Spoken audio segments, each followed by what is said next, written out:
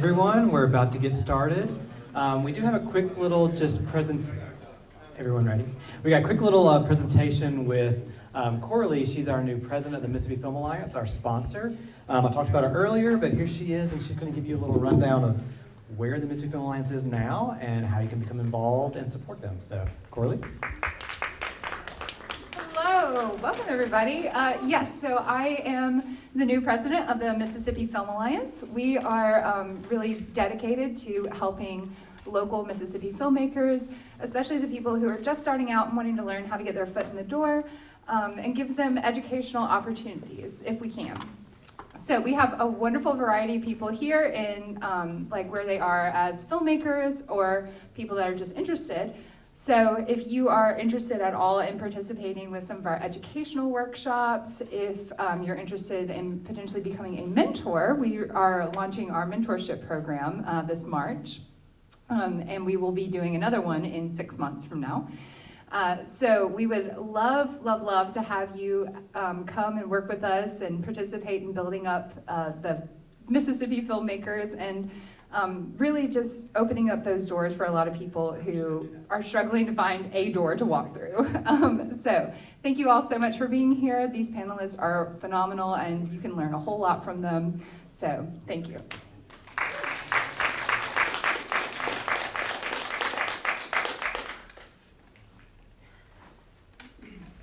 Hello, everybody.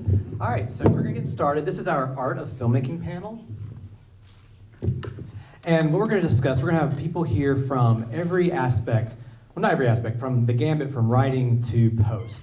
And so feel free to, if something really sparks during our discussion, you can raise your hand. If not, you can wait till the end. We're going to do some audience questions, but we want this to be interactive because there are people who are going to be on this panel that I think are going to be great resources for you to hopefully answer any questions, inspire you, and all that good stuff. So our panelists, we do have a slight little change. Just to let you know, our trio couldn't make it. He got hired last minute on a nice little project in Texas. So we said, go work, we'll be good. So we actually have Christine Swanson, who's a filmmaker here with us. Her film Fanny is playing tonight, so she was gracious to fill in for us. So since her bio is not in the program, I'm just gonna give you a quick little rundown and then check our social media later. We'll post the full bio and some pics. So Christine Swanson is a visionary filmmaker from Detroit, Michigan, but now lives in LA, is working in Atlanta, and has popped over here today. You may know her from The Clark Sisters, The First Ladies of Gospel, starring Anjanou Ellis. She's also got a lot of great other credits, and we may talk about those as well. So Christine Swanson.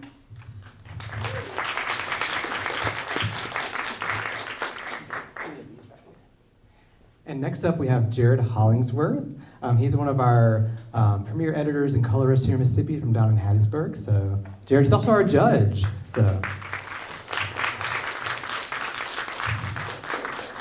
And then from the writing aspect, we have Michele Mathis. And then talk about producing in that area of the production process, we have Colby Leopard from Don't Die, which is tonight.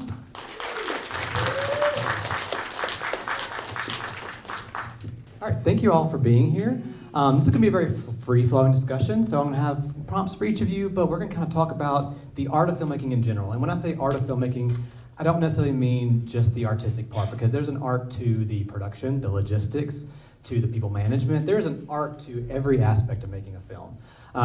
So Colby, I'm going to start with you down there. When it comes to getting a film off the ground, and you're working with a writer and director, where do you see your artistic capabilities come into play when it comes to getting the funding or getting the resource, building the team, and then once you're on set, managing that team from your perspective as a producer? First of all, thanks for having me. I thought you said easy questions, softballs. No prep. Cool. Wow, really good question, and I suppose an important one for this particular group. You know, for Don't Die, I'll just use that as an example for this conversation. The first conversations that I had with my writer and director, who are out here in the crowd somewhere, Ben and Jeremy, hi. The first conversation that we had is, who is this film for? I think that is a really, really important question. You can't possibly ask it early enough in the development process.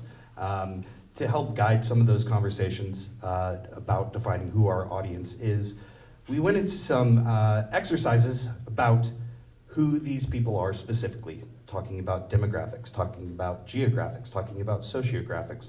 We talked all the way down to what types of podcasts are these people listening to, what types of books are they reading, what types of magazines do they subscribe to, what types of websites do they visit. And when we were able to define this, we were able to sort of backtrack and define where this film could possibly go and put that actually into a business plan. So it really all started with defining audience and then writing a business plan. This business plan is something that we have continued to use even now where we're in our festival circuit and in the sales process at the moment. Because as we have conversations with distributors, that's the most important question.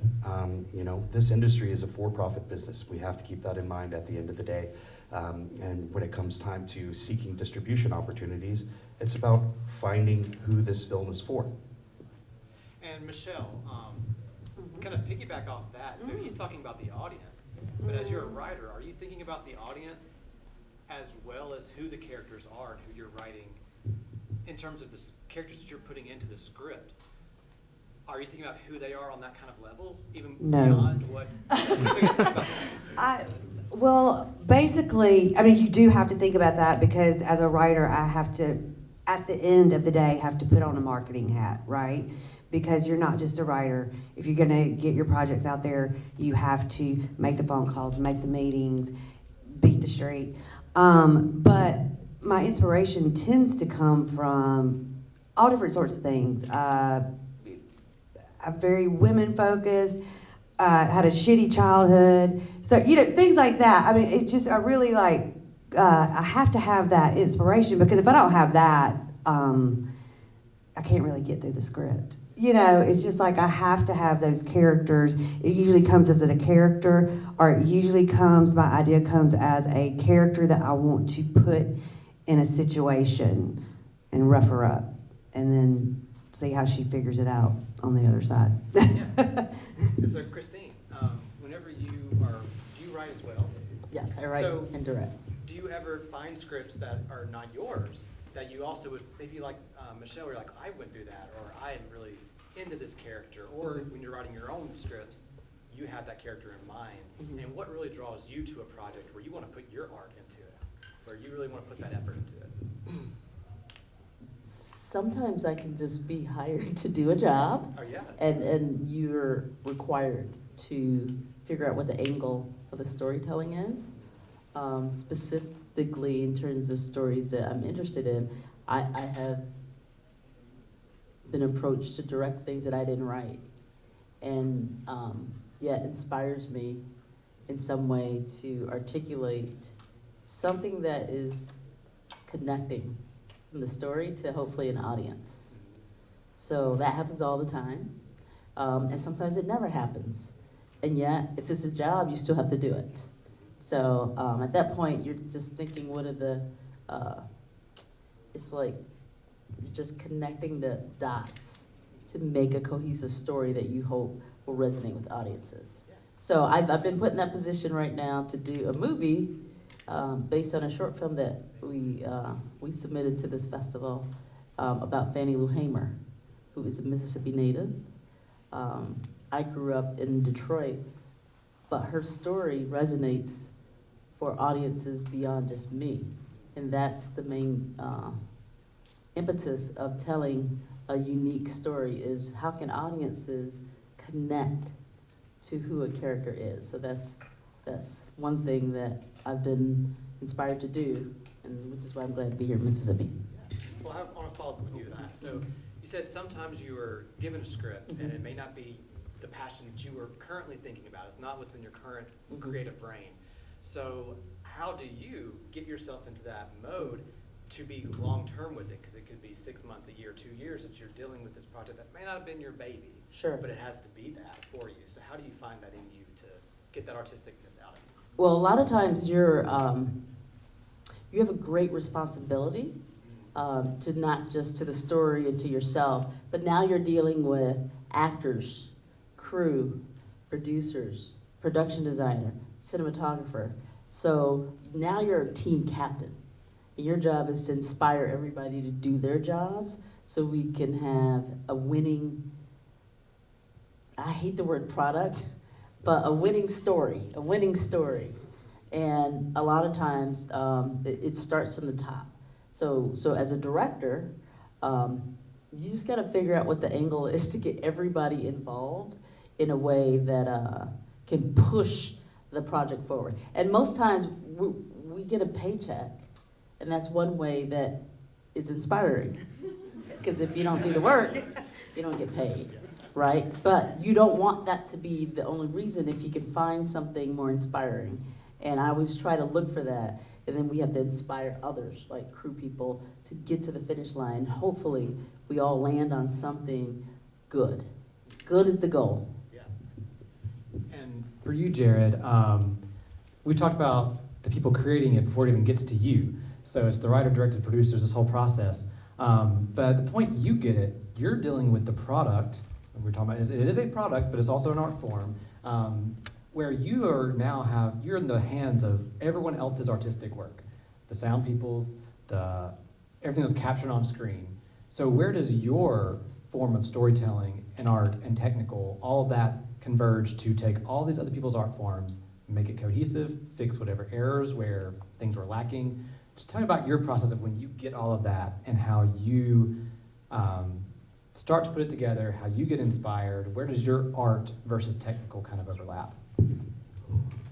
So, wow, that's a loaded question. So, I mean, you know, for me, it boils back down to like working with the director, and I mean that's my ultimate goal. Like, I mean, there's lots of involved parties, like you're talking about. I mean, I have to deal with the sound team, you know, many other people, and I mean, it's for me, it's the people that I'm getting feedback from, and then ultimately, it's building that relationship with the director and trying to, you know, get inside of their head. It's like, what were you after? What were you working towards, and like trying to bring that out to the best of my ability, but also incorporating, you know, my own creative aspect to it. But from a technical standpoint, I mean, it's a bit of a wild card. You know, it depends on the size of the production, where we're going to start. Do we have to do, you know, a post workflow? Do we develop that up front that we have to submit to a company to write off and say, hey, it's all going to work? So it's a lot of moving pieces, but for me, it goes back to that the director aspect and like that building that relationship with them and really understanding what their vision is and trying to implement that in the edit and not, you know, stepping on anybody's toes. But then there comes the whole deal of managing feedback from all the involved parties too, which is it's really fun and can be disheartening too. Like, I mean, you work on something for, I don't know, like you know, you've been on it for 2 weeks, you've been working on it day in, day out, and then it gets crushed in 2 to 3 minutes after you get feedback, you know? So that's been something that I've managed, but I mean, ultimately, I always go back to like trying to stay in line with the director, because they're sort of my guiding fence, like in terms of like dealing with all the other parties, if there's not a post coordinator that's involved. I hope that helps and answers something. That's perfect, and that's a great, because we're talking about a lot here. I mean, it may seem a little overwhelming, but all these different people with these different perspectives, and as you can see, there's a lot of moving parts, just like you said. Things can get disheartening, things can get frustrating. It's not just we're out here making art for the sake of art and fun. There are real world money, business, corporations. There's things that get in the way, but it's part of the filmmaking business. So I'm gonna go down the line. We're gonna start with you again, Jared, but when you do have those disheartening moments where you feel like you put your all into it, this is a work of art, and then feedback comes back and you realize it's not the work of art that's necessary or wanted. So how do you navigate that disappointment and pivot to go forward? And do you have things from your life that you go back to be like, this is why I love this, even though it's hard right now? Like for me, there's certain documentaries about Star Wars and things that if I get disheartened, I can go watch that and be like, they did that against all odds, I can do this too. So like, how do you get through that discouragement to push forward to make the art even better with that feedback or whatever derailed you? And then is there something that you fall back on as you're like, this is why I do this and why I love it? And that's gonna be everyone's question. So when I get like, I mean, if I get a piece of feedback that I may not necessarily agree with it, I tend to live by the rule of two. Like, I mean, because like when you cut something together as the editor, I mean, you're dealing with so many moving components, but then also you're trying to represent everybody's vision accurately and like what they were after. So I mean, it's a difficult thing to navigate because then also you're trying to incorporate that element of yourself in there too, because I mean, you're cutting the piece together and you may not always, you know, it may not always be correct, right? So that self-interrogation is where I start, and it's like, okay, you feel really strongly about this, you can say something twice, but then ultimately, if that's what the director is after and they desire, you know, I mean, at the end of the day, that's what I'm gonna do. But I try to express that to them and explain and have a rationale, not just because like I think this feels good, but like why I did it this way. That I think it's going to complement the story, and I start like interrogating you. Maybe they had a point in scene 3 that they had an issue with, and perhaps there was nothing that I did. It was something that happened prior, or what's coming after it that's messing up the dynamic. And so I tend to like look at the middle out, and then go that way. But I mean, as far as like what I do when I get something that I feel is really disheartening, like how do I combat it? I mean, it just takes years of experience, I think. I mean, sometimes it's still like, it crushes my soul, but like, I tend to like, I go talk to my wife about it, and like, she's my worst critic. Cause I mean, she'll come in and she doesn't care. She's sitting right there, by the way. So I could have been working on something for weeks too, and I mean, she's just that honesty and transparency. And you just have to be willing to accept it, and like, okay, interrogate yourself and like, why are they, asking about this, or they want to change this specific way? And then also, what are you trying to incorporate on your own?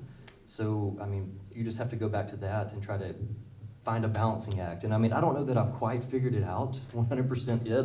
I'm still trying. I learn something new on every single project that I do. And I mean, working with different directors, different personalities, it's been an uphill battle, but it's a fun one. And when you get to the end of a project, even if you're about to pull your hair out, like, usually within a month or so, if not even less, you want to go back to it, because I mean, I love seeing it come together because you have all those pieces. It's like a jigsaw puzzle. Like, you get to finally assemble everything and just like see it all come together. And that's really a major rewarding part for it, for me.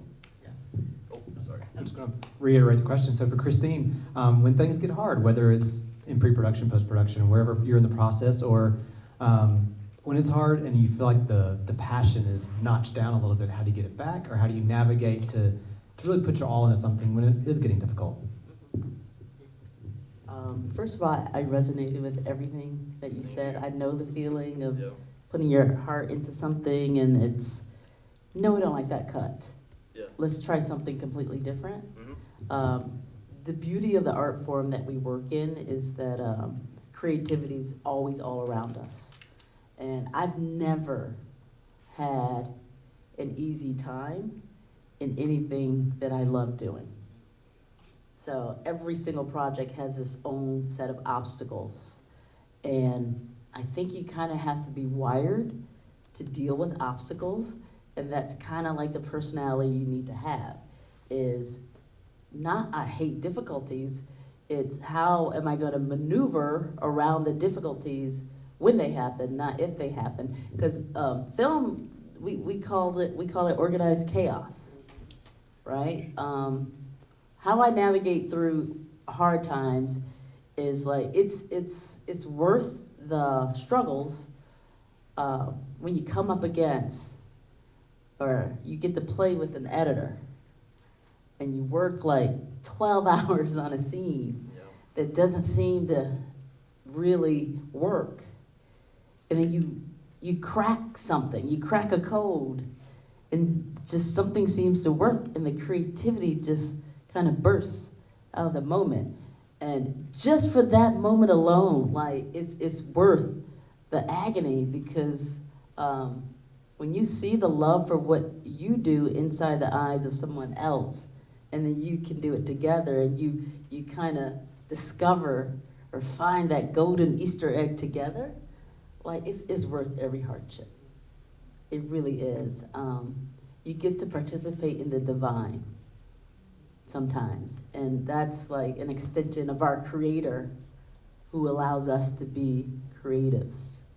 And I just never take that for granted, no matter how hard it is. And same for you, Michele. I know you've been on a journey lately with a lot of projects. Yes.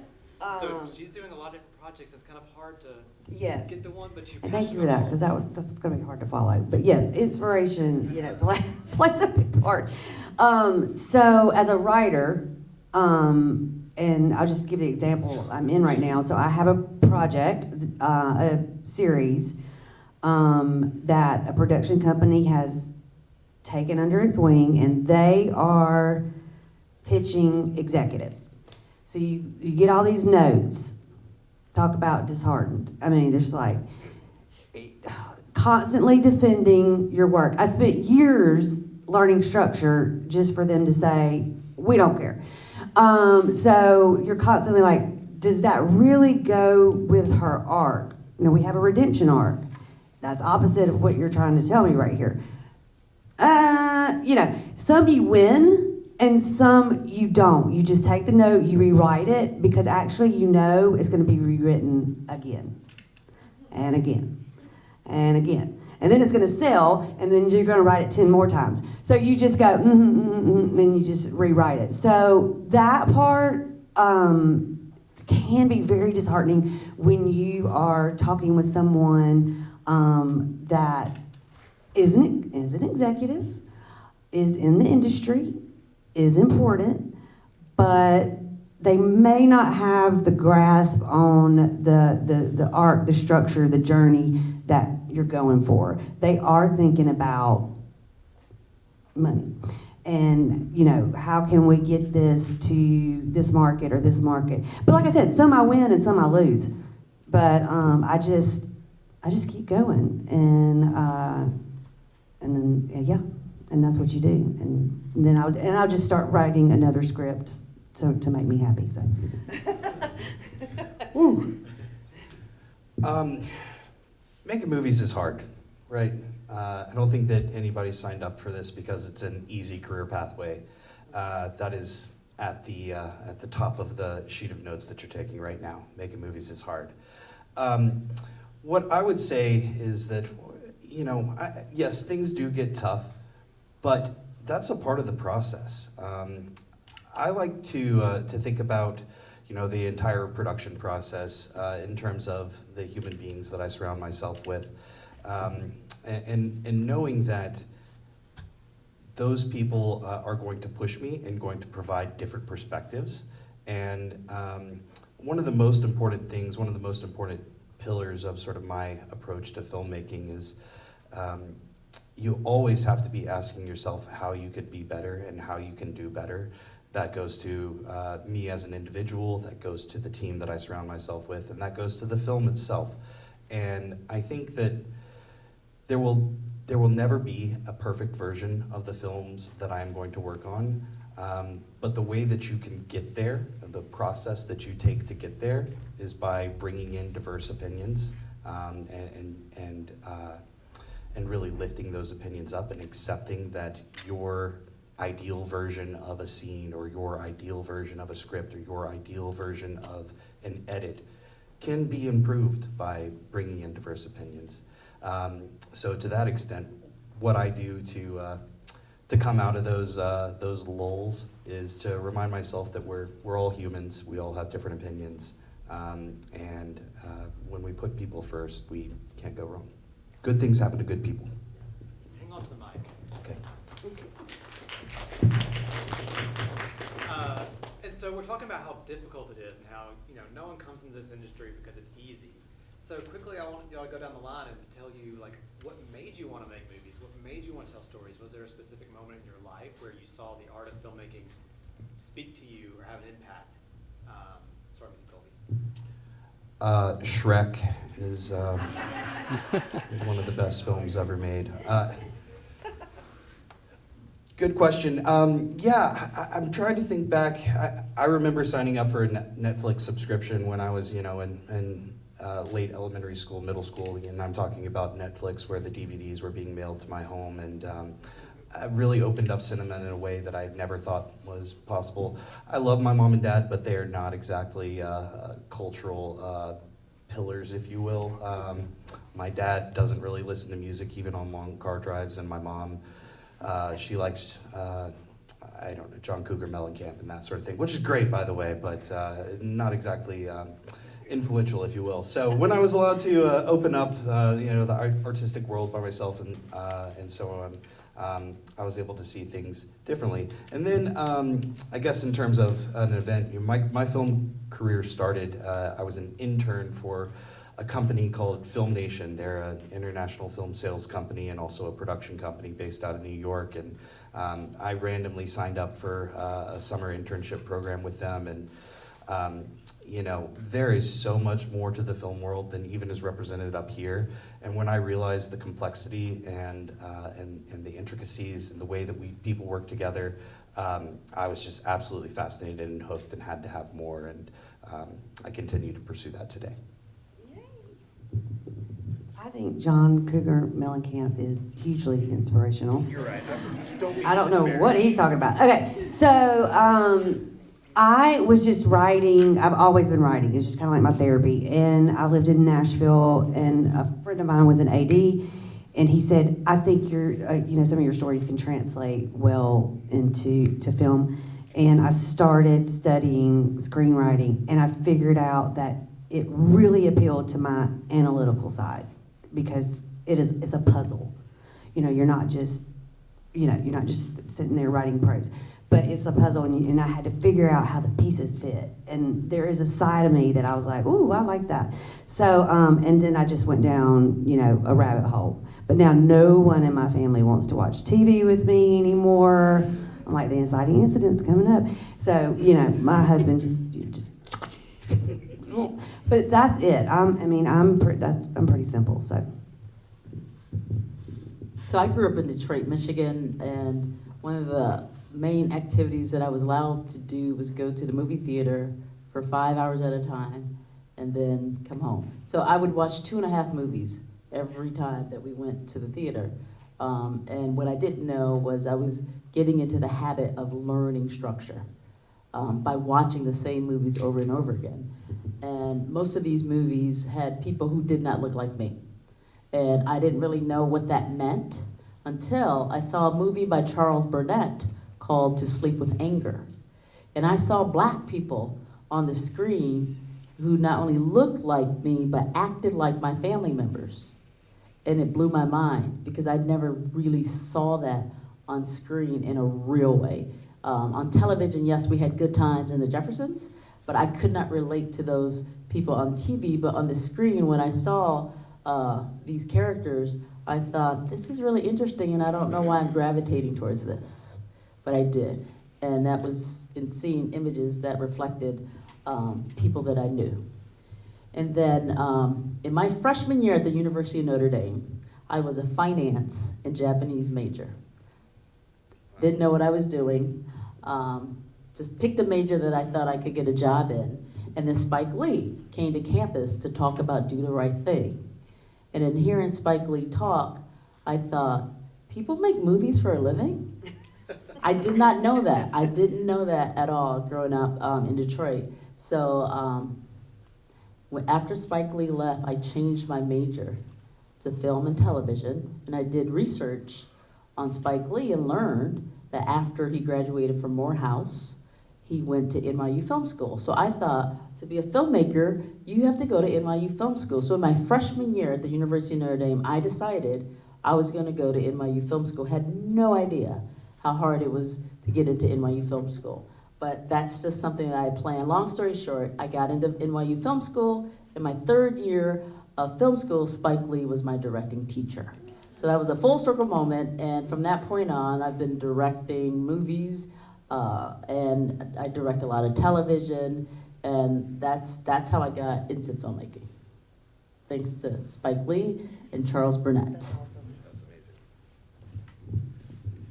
So for me, it was a mistake, kind of.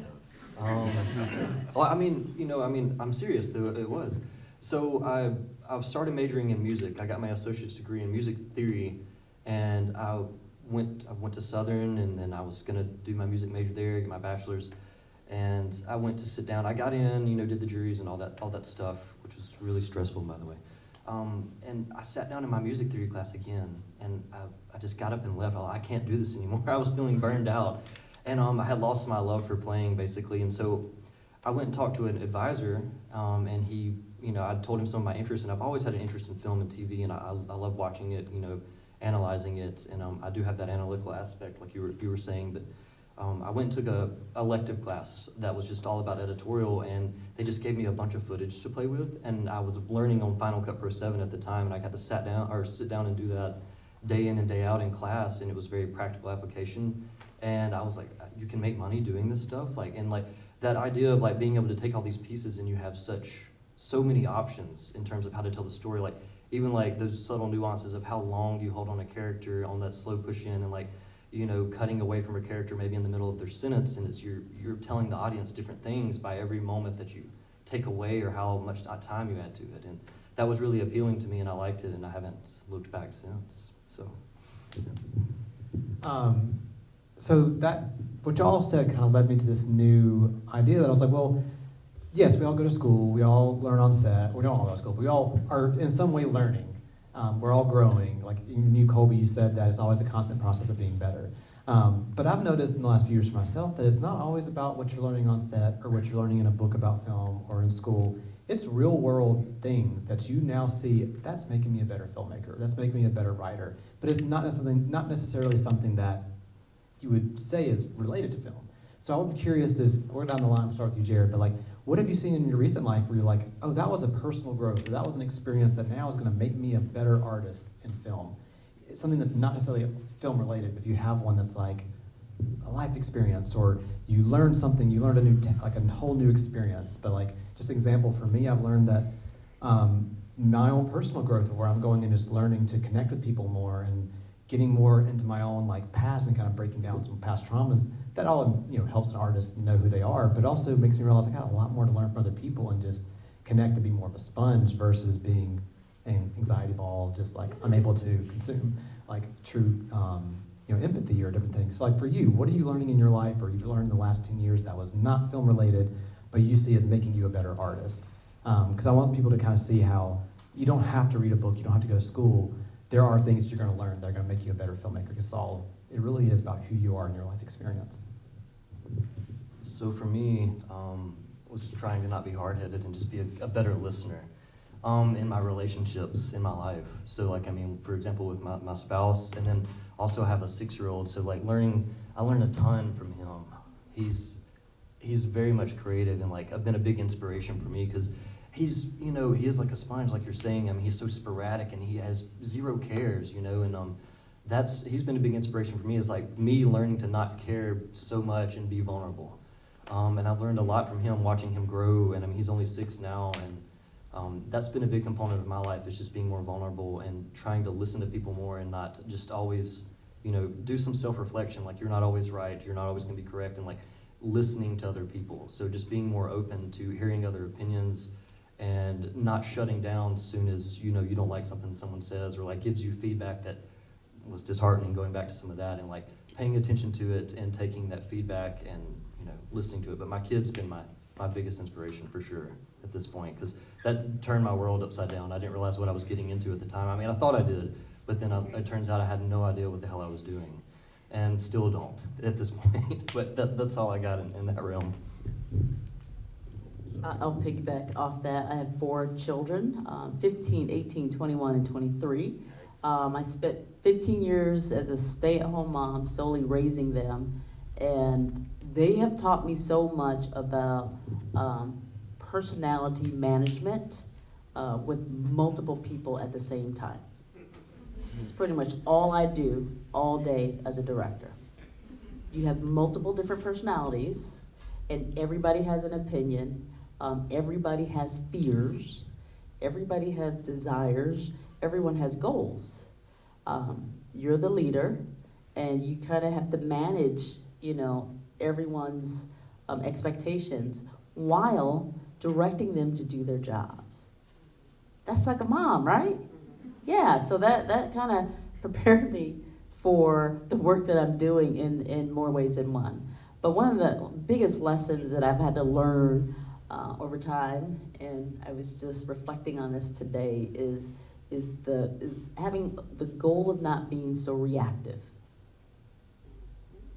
Like, that's the one thing I figured out. If I could just shut up and not be reactive to every single thing that comes up, then what that does is create space for the art, you know, and less space for the drama, because reactivity requires that kind of energy that's being taken away for something more productive.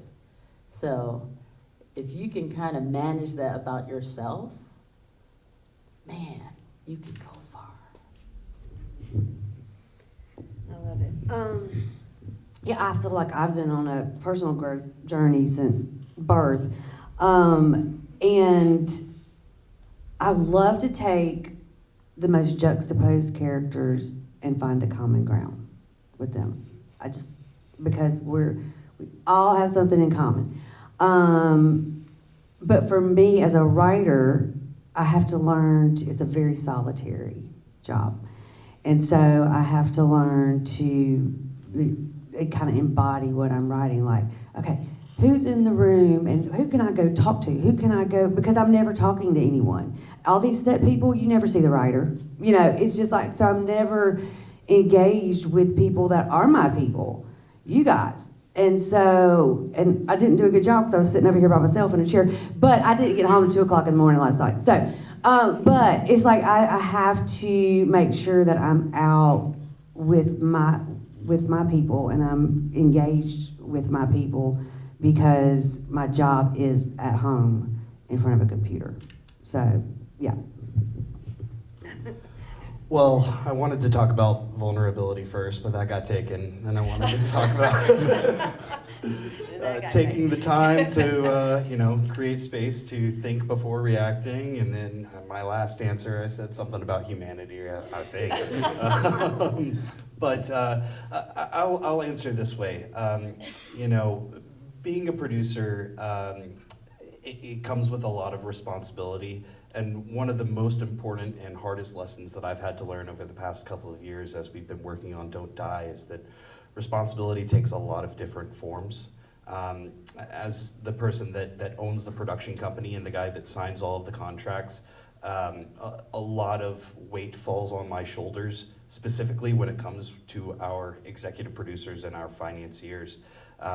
We initially tried to shoot Don't Die in fall 2020. There was a little thing going on back then, the pandemic, you might remember.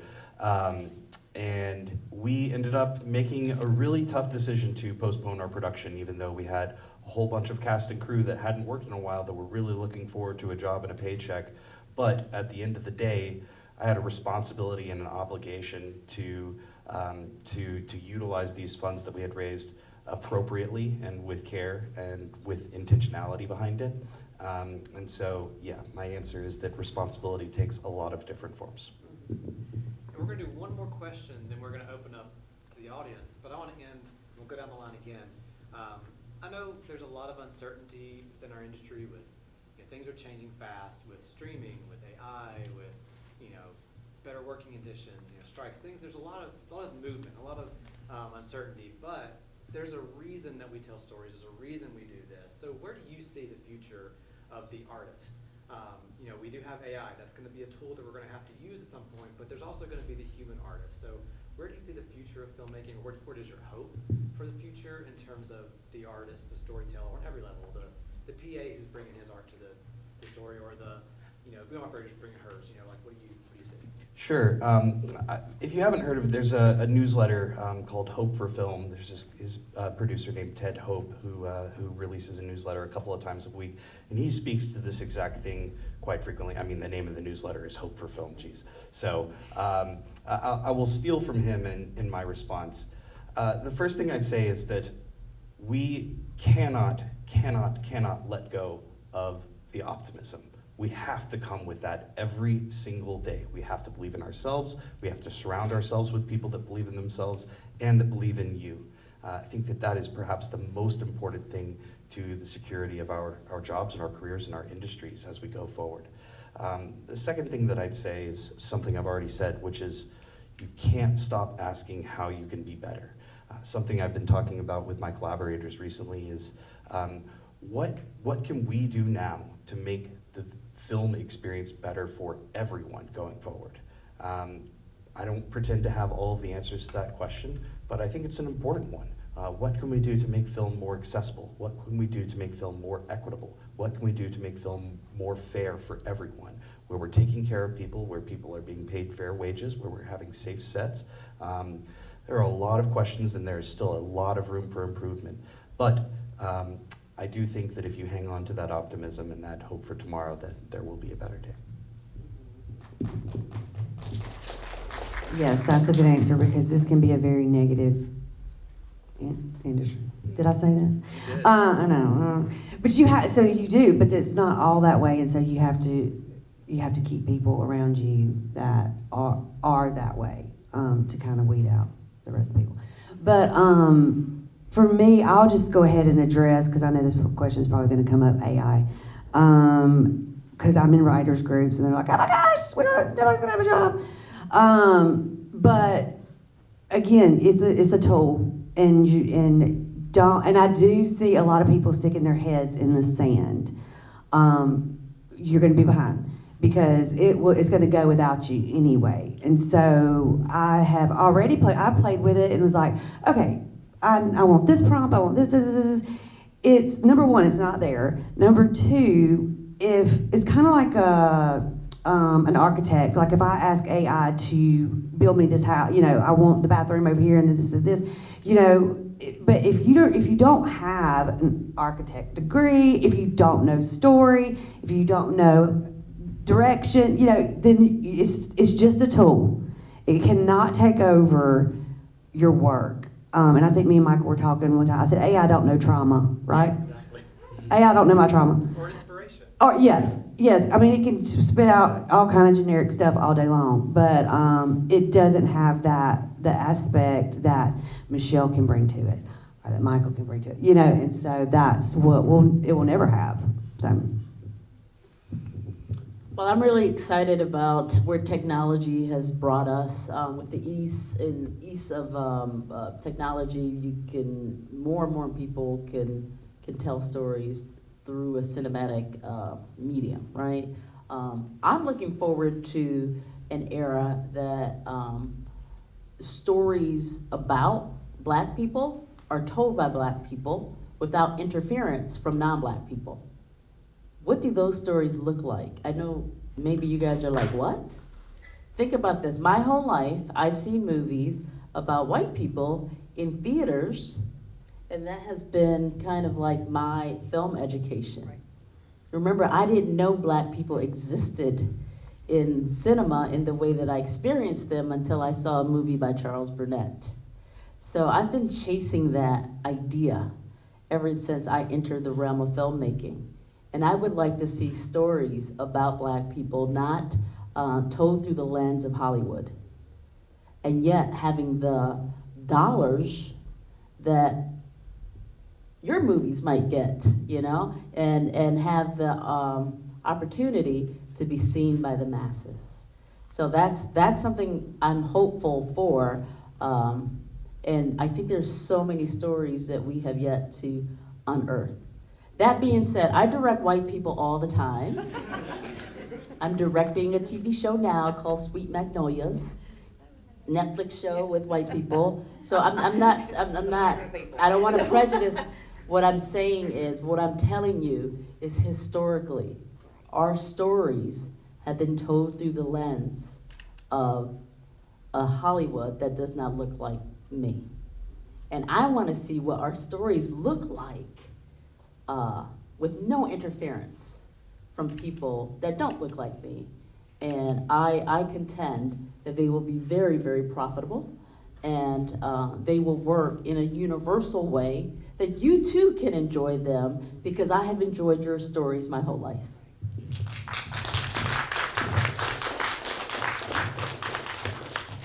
So the AI topic's a really big deal on my end. And I teach some classes, and it's been a hot topic with students too. And for me, it's about using it to your advantage. Like, don't be afraid of it. You should be embracing it now and seeing how you can utilize it from an editorial perspective. Like, how can we use it to expedite the process, to speed up workflows and use it to our advantage? Like, don't be afraid of it, get on top of it. Otherwise, I mean, it's gonna pass you by.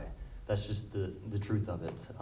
So for me, it's just taking those tools, and I don't think it's gonna replace you or anything. Like, how can you work with them and use them in tandem to make a better product and, work faster? And as far as like the other component is always be willing to fail and take risks. Like, you have to be willing to accept failure and not be afraid of it. So many things when I started out, I didn't know what I was doing. And I'd be like, yeah, I think I can do that, and say I could, and just give it a go, and it worked out sometimes, and other times it didn't. But Yeah, so be willing to fail, with your best foot forward. And then as far as the AI stuff, like don't let it deter you. Figure out how you can use it to assist yourself and help yourself out on your productions and work with it versus against it. And I want to kind of wrap up a lot of what y'all just said there. There's a few things I see some like correlations where it's, Michele, you and I have talked about, AI doesn't have trauma. AI doesn't have divine inspiration. AI can only regurgitate what we feed it, and what we feed it is what's already been done before. Just like you're saying, your stories, unfiltered, people of color stories, like that's AI is going to filter what's already been seen for the last 100 years. So it is going to be something exciting because I think audiences are kind of tired of the same old, yet there's a formula, there's a money-making formula that people have to abide by to get things made. But when something is done unfiltered, something's done that's new, something that's done from a trauma that other people have experienced but maybe hasn't been on camera properly, it's going to resonate. And I think that's where the art of filmmaking really comes in. It's like, yes, you have the business. Yes, you can do the formula. It's going to make a movie that's going to make 50 million. We knew it, but is it really going to impact people? Is it really going to be the people that inspires a whole new generation? I've said this to a lot of people. I said that for a while. I was always saying that, when George Lucas and Martin Scorsese, all of them were coming up, Hollywood didn't know how to make money and connect with people anymore. So they took a risk on college kids or right out of college, and then that changed. And now those people are the people who maybe aren't connecting as much as maybe we can connect. And so I think that's where the art comes in, that AI can be a tool, but also it's not going to be able to be inspired by new things. But this is an area where our art is important, and everyone here, I hope, is feeling inspired that we also need your stories. We need you to find your art and know that yes, it's a business, but art is what makes film impactful. Sometimes it is about making money, but really it's about the art of it. So thank you all so much for bringing your art to it. And I do want to open up to questions from the audience. So it can be a collective question, or it could be a specific question. Just let us know. We'll start with Tristan, and we'll go this direction. Hey, thank you for everything. You guys had awesome stuff. This may be like a directing writing question. How is it that you have honed in your voice in your storytelling? Is it more from other filmmakers? Is it more just in your own personal life? Just kind of how have you found your own voice in the way that you want to tell stories? Let me speak as a director. You have to feel something in your gut.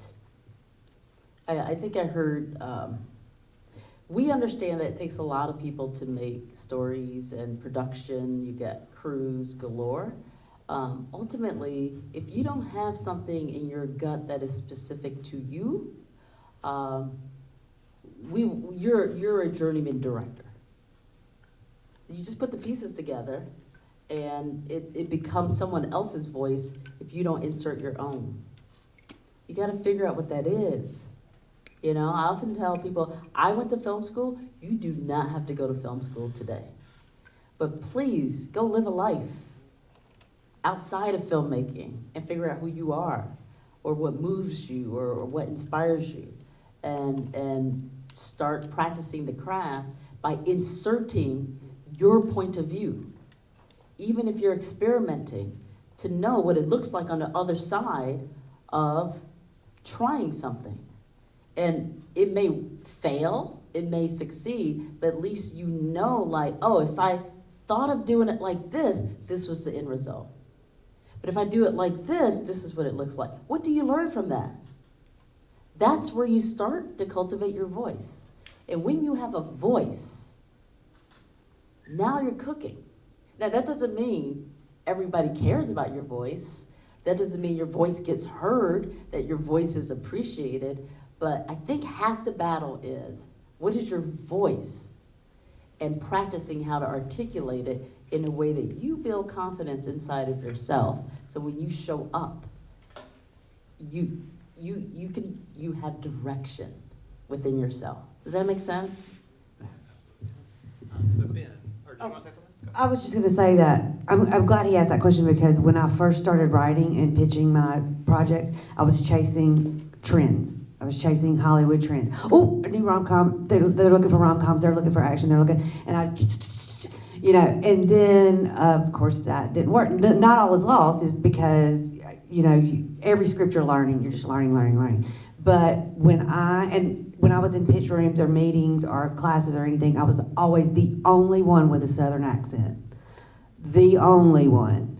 And I used to try to talk even differently, which just doesn't work. But then when I stopped all that business and I really started writing from my trauma, from my experiences, from that Southern, the way I was raised, and the ick and the good and all of it, that is when my work started taking off. And I want to follow up to that. That's something I've learned recently too. Just, I'm queer, so it's like for so many years I was making films subversively by having my queer stories, coded or whatever. And then when I came out, I realized, or even like, tonight I'm wearing my Care Bear shirt because I want to wear Care Bears when I'm wanting something fancy. So it's like living your authentic self allows your art to flow through you more. And I really feel like if you are chasing a trend, or you're trying to not have a Southern accent or whatever, if you're hiding your skin color because you're like, well, I want to make sure I'm making a movie that white people like too. Well, white people can like black movies as well. Like, it's really the authenticity of an artist, I think, is what's important. And I think no matter what part of what we're in, like if we're being authentic to the gut you said you had, or you when you're editing a scene, you're like, that feels right, there is something there. Whether it's divine inspiration, whether it's your creative flow, whatever, like just having that artistic authenticity and knowing that your authenticity is why you're here to tell a story and not to be a chameleon and mimic. I mean, you do have to mimic at times, but the more authentic you are, that's why you're here to tell a story. And if you don't, someone else is going to have their authenticity shine as well, because we are all looking for authenticity. AI is not authentic. It is a little creepy. So we want things that are authentic and fresh and relatable. So be authentic and just tell your stories and don't feel worried about it, because there are going to be people who will appreciate it. Not everyone, but somebody will. So Ben, you had a question. Yeah, thank you all for this. This has been awesome. My question is for Christina. A movie set is like a very chaotic and wild place, as you mentioned. You also had something really great about not being reactive. How do you, when the heat is on and it's a busy day, how do you stay in the moment? How do you stay focused? How do you keep yourself from being reactive to a crisis? And kind of keep it cool, I guess. Yeah. My question. Just maturity over time. But the main thing that you have to keep in mind is just choose your battles. You only have so many hours in a day. You're going to choose to fight over nothing, just start running the clock. Because that's just money you're burning. Because every minute has a cost factor. Every hour has a cost factor. So you have to think, I have 10, maybe 12 hours in a day to shoot 5 scenes, okay? Your job is to problem solve so you can get your day done with maximum efficiency. And hopefully, at the end of the day, you've created great art. Now, how much of that do you want to expend on being petty? Just choose your battles. And that reminds you to keep calm. Because if I'm going to engage in a 20-minute fight, that might cost me or the production $10,000. You think you're going to get hired again? Who knows? If you're a white guy, you probably will. But you get what I'm saying? Choose your battles and be the director who's efficient while creating the best art you can create with a team that you've been allotted. And consider that a blessing, because it really is to have an opportunity to do that and you enjoy it. So just look at it like that, or burn the money. Just get a match and just start burning it, because that's what you're doing. You're wasting time. Devin? Yes, I have a question for Michele with writing. When, as a writer, we've been talking about authenticity and being really connected. I feel like, when you write, you get really connected to these characters and the story, and then you go and you pitch it, and you know that if you sell it, maybe it just sits on a shelf, and that story dies there, or it just it's ripped to shreds in the writer room, and it's not even the story that you originally wrote. How do you continue to keep writing, knowing that that could possibly happen over and over again? Okay, so I've had a feature that was optioned, and it went on, and it was nothing like it was actually me and a writing partner. It was nothing like what we wrote. And that happens, right? Because then they're going to get a director, and then they're going to get another writer, they're going to get exec notes, da da da da. And when you're optioned, you're out of the picture. If somebody exercises that option, which if it gets made, it will. Now, for my series, I have not let go of my story rights. So they've tried to option it, and I said nope. That keeps me, that's tricky, because, they could be like, well, bye, see ya. But that at least keeps me in the loop.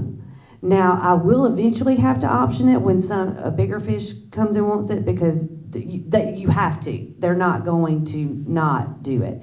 But at that point, I can at least negotiate with them, like, hey, can I be a story consultant? Hey, can I be in the room? Hey, can I, it's just all about that. Because let me tell you, when you get, especially with a series, when you get in a writer's room, you have all this brain trust, it is going to be probably different. But, I know. It's depressing. It's depressing because you do fall in love with these characters. But who was it? Was it Faulkner that said, kill your darlings? Yeah. Which means some of your characters you're going to fall in love that truly aren't needed, so. Somebody over here had a question here? So first I want to point out that Charles Burnett's from Vicksburg, Mississippi. But so talking about being your authentic self, what's the practical advice for getting that authentic self out there and getting started in the industry? Y'all each talked about your path, but what would you say, to break in to get it to do what you should be doing? I have a quick little thing I just want to say. There are so many people that I've worked with on crew. One of my assistants, Katrina's for one. She's an AC working. And there's so many people that when they are themselves on set, for one, you're bonding with them, because you don't want to work with someone that you can't bond with. I think someone here earlier said something like, you want to be with good people, and you want to be with people who inspire you. So I think just being that person, yeah, you have to be decent at your job. You don't have to be great at your job. But if you are great to work with, you'll get hired more often, because I'd rather be 12 hours, 15 hours a day with someone I like, who may be half as talented as the other person, but the other person's not fun to work with, or I can't connect with them, then I'm not going to make good art. I'm not going to have a good time. So do y'all feel the same way, that it's really just, that's part of why you were hired? That's your resume, is your personality part, to me, honestly. No, yeah, I would agree with that. A big component too is, you being confident. If you're not confident in yourself, which I struggle with that still to this day, but if you don't believe in yourself, no one else is going to believe in you either. You have to have that level of confidence, but then also just being authentic and trying to just be a decent person when you're working with other people. Just don't be a jerk. It's just not that hard, Just don't be an asshole and you'll be all right. People will want to work with you, and you have to find those boundaries, and sometimes you're not always going to like everybody you work with, and that's okay too, right? You just might not have clicked. It's happened with me many times. Just never take it personal, but always going back to the authenticity and just trying to be a decent person, and meeting the other creatives halfway to incorporate your different pieces of art based on the area that you're in. So here's the practical thing, because I've worked with so many not so good people. That's actually more normalized than the opposite in my experience. But the practical thing is, you want to work in this industry, you have to network. You just have to meet people. That's where the good-naturedness is helpful, is they may give you a shot because you're not annoying, One of the things that I heard a showrunner say, because a lot of young people want to break in to the writer's room, that's an easy job to get as the assistant to the showrunner, that's hard to do. Yeah. But one of the immediately. Yeah. But one of the things that I heard that's helpful, if there's somebody who's high up and there's some kind of mentorship that you may seek from them, instead of asking them for something for yourself, maybe be in a position of servanthood. And instead ask, is there anything that I can do for you? And honestly, be genuine about it. Because if you're not, people can smell that right away, right? But if there's something that you can do in service to someone else, and you're authentic in that, I believe over time, most good human beings will say, hey, is there something I can do for you? And maybe that's your opportunity, but definitely you start off with networking and meeting people who are actually doing what you want to do or adjacent to it, you know? And this is an industry where really you start from the bottom and you work your way up. I've never met anyone who just started here, right? So the humility in, let me just get in where I can and then work my way up and network while I'm there is really the most practical thing that I think a person can do. This is a good question. And to kind of piggyback on both of you. So since I'm not on set, no one gets to see my personality. So, but if you're going to the party tonight, you will. You know, it is, and then to piggyback off her, it is about networking. I have to network. I have to, even if it's on the phone, LinkedIn. If you do not have a LinkedIn profile, build your LinkedIn profile. There are a lot of people in the industry and a lot of artists on LinkedIn.